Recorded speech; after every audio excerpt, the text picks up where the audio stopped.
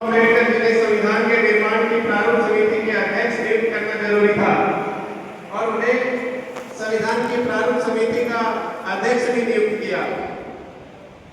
बाबा साहब के पास 5 पीएचडी की डिग्री थी। बाबा साहब से एक दिन एक व्यक्ति ने पूछा कि बाबा साहब आप डॉक्टर भीमराव अम्बेडकर हैं, मेरे सिर में दर्द है, क्या आप मुझे सिर की दवाई दीजिए थमने की। तो बाबा साहब ने कहा कि मैं इन शारीरिक व्याधियों की दवाई नहीं देता, मैं वो डॉक्टर हूँ जो समाज में फैली हुई जो बुराइयां हैं उन्हें मुझे ठीक करना है, जो समाज की बुराइयों को नष्ट करना है, मैं वो डॉक्टर हूँ। ऐसे ही इतने पढ़े लिखे होकर के भी बाबा साहब विदेशों में जा सकते थे। यूनाइटेड किंगडम में अमेरिका में रहकर वो बहुत आलीशान जीवन व्यतीत कर सकते थे बिना किसी भेदभाव के, लेकिन बाबा साहब वहां नहीं गए क्योंकि बाबा साहब भागना नहीं चाहते थे, वो इस देश की भावना को बदलना चाहते थे, इस देश को समानता में बदलना चाहते थे, समानता और स्वतंत्रता का अधिकार दिलाना चाहते थे।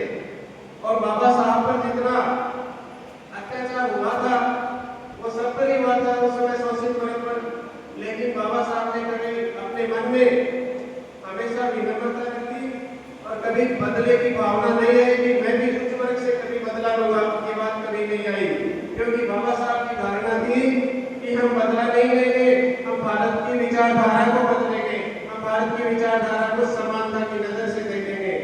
और एक दिन उन्होंने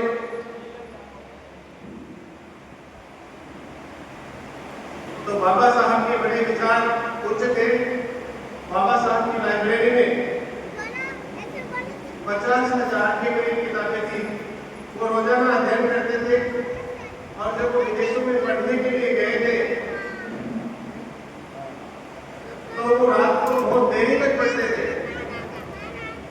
एक दिन वहां की लाइब्रेरियन ने पूछा उनसे कि आप रात में इतनी देर तक पढ़ते हो, ऐसा क्या कारण है? कई बार तो आपको अनुमति भी देनी पड़ती है। तो उन्होंने कहा कि शिक्षा ही एकमात्र ऐसा साधन है कि जिससे हम हमारे देश का विकास कर सकते हैं। शिक्षा के बल पर ही हम आगे बढ़ सकते हैं, शिक्षा के बल पर ही हम समान विचारधारा उत्पन्न कर सकते हैं। बाबा साहब के पास इतनी नौकरी बड़ी डिग्रियां होते हुए भी वो गुजरात में एक बार नौकरी पाने के लिए गए थे। तो वहां जब उन्होंने अपने डॉक्यूमेंट्स दिए तो डॉक्यूमेंट्स देने के बाद उनकी जाति देखकर चपरासी ने फेंक दिए डॉक्यूमेंट्स, और फेंकने के बाद बाबा साहब को बड़ा अपमान और जलालत महसूस हुई। वो ट्रेन के पास आकर के बड़े रोए। उस समय उस भूमि को आज संकल्प भूमि के नाम से जानते हैं, और उन्होंने वहां ये शपथ ली थी कि मैं इस देश में ही रह करके इस देश की भावना और इस देश में ऐसा संविधान में बनाऊंगा कि देश का प्रत्येक व्यक्ति है वो बराबर माना जाएगा। तो ऐसे महान व्यक्ति थे बाबा साहब का व्यक्तित्व अतुलनीय था। एक छोटा सा प्रसंग मैं सुनाता हूँ कि आजादी के समय से पूर्व अमेरिका से एक जर्नलिस्ट आए थे, एक पत्रकार आए थे।